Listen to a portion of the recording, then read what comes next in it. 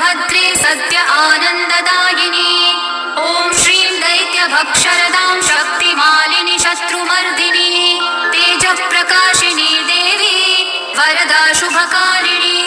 ब्राह्मी च वैष्णवी भद्रा कालिका रक्तशाम्भवी आकार ब्रह्मरूपेण ओंकारं विष्णुमव्ययम् सिद्धिलक्ष्मी परालक्ष्मी लक्ष्म्यलक्ष्मी